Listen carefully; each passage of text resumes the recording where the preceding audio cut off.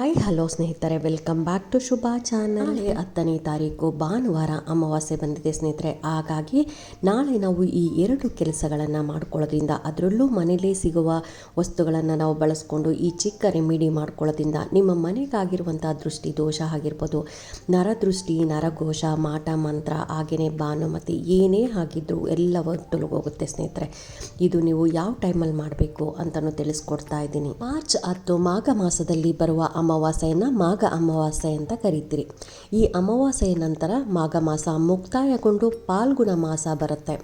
ಈ ದಿನದಂದು ಅಂದರೆ ನಾಳೆಯ ದಿನ ನಾವು ಪವಿತ್ರ ನದಿಗಳಲ್ಲಿ ಸ್ನಾನ ಮಾಡಬೇಕಾಗತ್ತೆ. ನಂತರ ನಾವು ಸೂರ್ಯ ದೇವನಿಗೆ ಆರ್ಘ್ಯವನ್ನು ಅರ್ಪಿಸಿ ತಮ್ಮ ಪೂರ್ವಜರಿಗೆ ನೀರನ್ನು ಅರ್ಪಿಸೋದ್ರಿಂದ ನಮಗೆ ಏನು ಪಿತೃಗಳ ಶಾಪ ಇರುತ್ತೆ, ಪಿತೃ ದೋಷ ಇರುತ್ತೆ, ಇದೆಲ್ಲ ಕಳೀತಾ ಬರುತ್ತೆ. ಮಾಘ ಮಾಸ ಕೊನೆಯ ದಿನ, ಅದರಲ್ಲೂ ಅಮಾವಾಸ್ಯೆ ಬಂದಿದೆ. ಈ ದಿನ ಈ ರೀತಿಯಾಗಿ ನೀವು ಪವಿತ್ರ ನದಿಗಳಲ್ಲಿ ಸ್ನಾನ ಮಾಡಿದ್ರೆ ತುಂಬಾ ಒಳ್ಳೆಯದು ಸ್ನೇಹಿತರೆ. ಆಗಲಿಲ್ಲ ಅಂದರೆ ನೀವು ಮನೆಯಲ್ಲೇ ನೀವು ಗಂಗಾ ಜಲ ಹಾಕ್ಕೊಂಡು, ಅಥವಾ ನೀವು ಎಲ್ಲರೂ ದೇವಸ್ಥಾನಕ್ಕೆ ಹೋದರೆ ತೀರ್ಥಗಳು ತಂದಿರ್ತೀರಲ್ಲ, ಆ ತೀರ್ಥ ಹಾಕ್ಕೊಂಡು ಸ್ನಾನ ಮಾಡಿದ್ರೂ ತುಂಬಾ ಒಳ್ಳೆಯದಾಗುತ್ತೆ. ಇಲ್ಲಿ 2 ರೆಮಿಡಿ ತಿಳಿಸ್ಕೊಡ್ತೀನಿ ಅಂತ ಹೇಳಿದ್ದೆ. ಅದರಲ್ಲಿ ಮೊದಲನೇ ರೆಮಿಡಿ ಈಗ ತೋರಿಸ್ತಾ ಇದ್ದೀನಿ ನೋಡಿ. ಇದನ್ನು ಏನು ಮಾಡ್ಕೊಬೇಕು ಅನ್ನೋದಾದರೆ, ಇದಕ್ಕೆ ನಮಗೆ ಮೊದಲು ಒಂದು ನಿಂಬೆಹಣ್ಣು ಬೇಕಾಗುತ್ತೆ.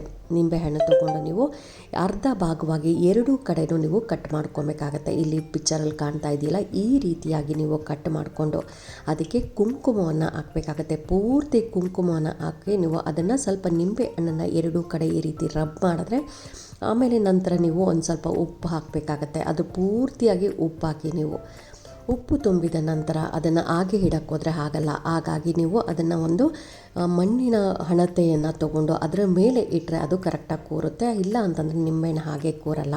ಹಾಗಾಗಿ ಹಣತೆಯನ್ನು ತೊಗೊಂಡು ಅದರ ಮೇಲೆ ಉಪ್ಪು ತುಂಬಿರುವಂಥ ನಿಂಬೆಹಣ್ಣನ್ನು ಇಡಬೇಕಾಗತ್ತೆ. ಅದರ ಮೇಲೆ ನೀವು ಪಚ್ಚಕರ್ಪೂರ ಮನೇಲಿತ್ತು ಅಂದರೆ ಪಚ್ಚಕರ್ಪೂರನೂ ಇಡ್ಬೋದು. ಇಲ್ಲ ಅಂತಂದರೆ ಪೂಜೆಗೆ ಬಳಸುವಂಥ ಮಾಮೂಲಿ ಕರ್ಪೂರ ಇದ್ದರೆ ಅದನ್ನು ಕೂಡ ಇಡ್ಬೋದು ಸ್ನೇಹಿತರೆ.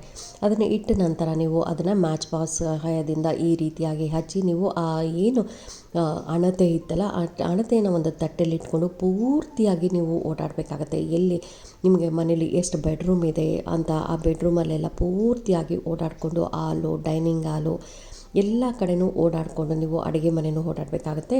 ದೇವ್ರ ಮನೆ ಮತ್ತು ಹಾಗೆಯೇ ಬಾತ್ರೂಮ್ ಬಿಟ್ಟು ಇನ್ನೆಲ್ಲ ಕಡೆ ಓಡಾಡಬೇಕಾಗತ್ತೆ.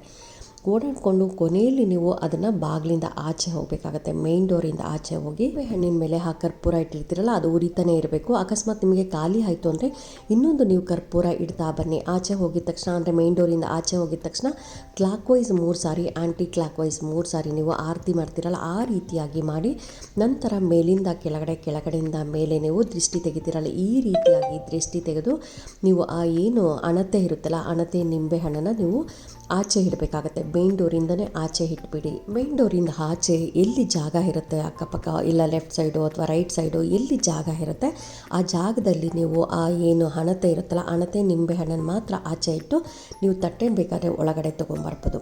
ಇನ್ನು ರಾತ್ರಿ ಪೂರ್ತಿ ಅದು ಅಲ್ಲೇ ಇರಲಿ ನಿಂಬೆಹಣ್ಣು ಮತ್ತು ಹಣತೆ.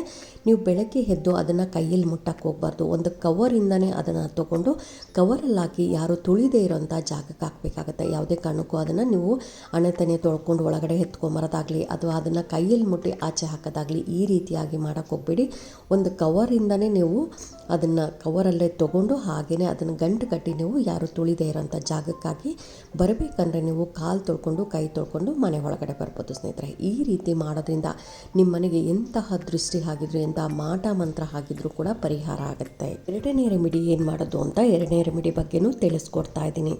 ಇದಕ್ಕೂ ಕೂಡ ನೀವು ಒಂದು ಮಣ್ಣಿನ ಬೌಲ್ ಇದ್ರೂ ಆಯಿತು, ಇಲ್ಲ ಅಂತಂದರೆ ಒಂದು ಗಾಜಿನ ಬೌಲ್, ಯಾವುದೇ ಕಾರಣಕ್ಕೂ ಸ್ಟೀಲು ಮತ್ತು ಪ್ಲಾಸ್ಟಿಕ್ ಯೂಸ್ ಮಾಡೋಕ್ಕೆ ಹೋಗಬೇಡಿ. ಮಣ್ಣಿಂದಾದರೂ ಪರವಾಗಿಲ್ಲ ಅಥವಾ ಗ್ಲಾಸ್ ಬೌಲ್ ಆದರೂ ಪರವಾಗಿಲ್ಲ.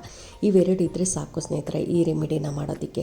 ಏನು ಮಾಡಬೇಕು ಅನ್ನೋದಾದರೆ, ಮೊದಲು ನೀವು ಒಂದು ಗ್ಲಾಸ್ ಬೌಲ್, ನಾನಿಲ್ಲಿ ಗ್ಲಾಸ್ ಬೌಲ್ ತೊಗೊಂಡಿದ್ದೀನಿ, ಅದ್ರ ತುಂಬ ನಾನು ಇಲ್ಲಿ ಕಲ್ಲುಪ್ಪನ್ನು ಹಾಕಿದ್ದೀನಿ ನೋಡಿ, ಇಲ್ಲಿ ಕಾಣ್ತಾ ಇದೆಯಲ್ಲ, ಈ ರೀತಿಯಾಗಿ ಕಲ್ಲುಪ್ಪು ಹಾಕಿ ಅದರ ಮೇಲೆ ನೀವು ಚಿಟಿಕೆ ಆಗಷ್ಟು ಕುಂಕುಮವನ್ನು ಹಾಕಬೇಕು. ಹಾಗೆಯೇ 3 ಚಿಟಿಕೆ ಆಗಷ್ಟು ನೀವು ಅರಿಶಿಣವನ್ನು ಹಾಕಬೇಕು. ನೋಡಿ ಸ್ನೇಹಿತರೆ, ಇಲ್ಲಿ ಕಾಣ್ತಾ ಇದ್ದಿಲ್ಲ, ಈ ರೀತಿಯಾಗಿ ನೀವು ಅರಿಶಿಣ ಕುಂಕುಮ ಹಾಕಿದ್ದಾದಮೇಲೆ ಅದನ್ನು ಕೈಯಲ್ಲಿ ಇಟ್ಕೊಂಡು, ಬೌಲನ್ನು ಕೈಯಲ್ಲಿ ಇಟ್ಕೊಂಡು ಮನೆಯೆಲ್ಲ ಪೂರ್ತಿಯಾಗಿ ಓಡಾಡಬೇಕಾಗತ್ತೆ.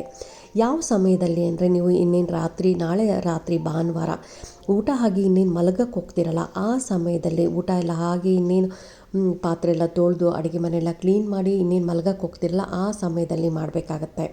ಈ ರೀತಿಯಾಗಿ ಮಾಡಿ ನೀವು ಆ ಬೌಲನ್ನು ಇಟ್ಕೊಂಡು ಪೂರ್ತಿಯಾಗಿ ಎಲ್ಲ ಕಡೆ ಓಡಾಡಬೇಕಾಗತ್ತೆ. ಆಗಲೇ ಹೇಳಿದ್ನಲ್ಲ ಸ್ನೇಹಿತರೆ, ದೇವ್ರ ಮನೆ ಬಾತ್ರೂಮ್ ಬಿಟ್ಟು ಎಲ್ಲ ಕಡೆ ನೀವು ಈ ಬೌಲನ್ನು ಇಟ್ಕೊಂಡು ಓಡಾಡಿ ನಂತರ ನೀವು ಒಂದು ಸೋಫಾ ಕೆಳಗಡೆ ಮನೆ ಒಳಗಡೆನೇ ಇಟ್ಕೊಬೇಕು. ಇದನ್ನು ಯಾವುದೇ ಕಾರಣಕ್ಕೂ ಇದನ್ನು ಮನೆ ಹೊರಗಡೆ ಇಡಬಾರ್ದು. ಮೊದಲನೇ ರೆಮಿಡಿ ಮನೆಯಿಂದ ಹೊರಗಡೆ ಇಡಬೇಕು.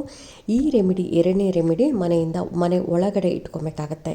ಸೋಫಾ ಕೆಳಗಡೆನೋ ಅಥವಾ ಡೈನಿಂಗ್ ಹಾಲಲ್ಲಿ ಟೇಬಲ್ ಕೆಳಗಡೆನೋ ಎಲ್ಲೋ ಒಂದು ಕಡೆ ಇಟ್ಬಿಡಿ. ಇಟ್ಟ ನಂತರ ನೀವು ಇದನ್ನು ರಾತ್ರಿ ಪೂರ್ತಿ ಅಲ್ಲೇ ಇರಲಿ. ಯಾಕೆ ಅಂತಂದರೆ ನಮ್ಮ ಮನೆಯಲ್ಲಿರುವಂಥ ನೆಗೆಟಿವ್ ಎನರ್ಜಿ ಆಗ್ಬೋದು ಅಥವಾ ದುಷ್ಟ ದೋಷ ಆಗ್ಬೋದು, ಹಾಗೆ ಮಾಟ ಮಂತ್ರ ಆಗ್ಬೋದು, ಎಲ್ಲವೂ ಅಬ್ಸರ್ವ್ ಮಾಡುತ್ತೆ. ನಮಗೆ ಮನೆಗೆ ಯಾಕೆ ಹಣ ಬರ್ತಾ ಇಲ್ಲ ಅನ್ನೋದಾಗಲಿ ಅಥವಾ ಮನೆಯಲ್ಲಿ ತುಂಬಾ ಕಿರಿಕಿರಿ ಆಗ್ತಾ ಇರೋದು ಅಥವಾ ಎಷ್ಟೇ ದುಡಿದ್ರೂ ನನಗೆ ಜಾಸ್ತಿ ಸಂಬಳ ಆಗ್ತಾ ಇಲ್ಲ ಅಥವಾ ನಾನು ದುಡ್ಡು ಕೈಯಲ್ಲಿ ನಿಲ್ತಾ ಇಲ್ಲ, ಪ್ರಮೋಷನ್ ಅನ್ನೋದು ಆಗ್ತಾ ಇಲ್ಲ, ಯಾವುದೇ ಒಂದು ಕೆಲಸಕ್ಕೆ ಕೈ ಹಾಕಿದ್ರೂ ಆಗ್ತಾ ಇಲ್ಲ ಅನ್ನೋರು, ಇದಕ್ಕೆಲ್ಲ ಒಂದೇ ಕಾರಣ ದೃಷ್ಟಿ ದೋಷ. ಕಣ್ಣಿನ ದೃಷ್ಟಿ ಅಷ್ಟೊಂದು ಕೆಟ್ಟದ್ದು ಸ್ನೇಹಿತರೆ. ಹಾಗಾಗಿ ಅದರಲ್ಲೂ ಅಮಾವಾಸ್ಯೆ ಭಾನುವಾರ ಬಂದಿರೋದು ಮತ್ತಷ್ಟು ಈ ರೀತಿಯ ರೆಮಿಡಿಗಳು ತುಂಬಾ ವರ್ಕ್ ಆಗುತ್ತೆ. ಹಾಗಾಗಿ ನೀವು ಇದನ್ನು ಮಿಸ್ ಮಾಡ್ಕೊಂಬಿಡಿ. ಎರಡೂ ಕೂಡ ತುಂಬಾ ಈಸಿ ಇದೆ.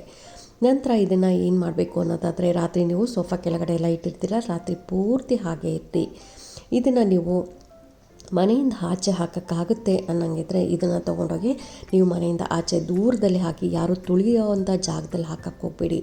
ಯಾರು ತುಳಿದೇ ಇರೋಂಥ ಮರದ ಬುಡಕ್ಕಾಗಲಿ ಅಥವಾ ಇನ್ಯಾವುದೋ, ಅಥವಾ ನಮಗೆ ಮಣ್ಣಿತ್ತು ಅಂದರೆ ಮಣ್ಣಲ್ಲಿ ತೋಡ್ಬಿಟ್ಟು ನೀವು ಇದನ್ನು ಸ್ವಲ್ಪ ಮಣ್ಣಲ್ಲಿ ಹಾಕಿ ಮುಚ್ಬೋದು. ಈ ರೀತಿ ಕೂಡ ಜಾಗ ಇತ್ತು ಅಂದರೆ ಇದನ್ನು ಕೂಡ ಮಾಡ್ಬೋದು.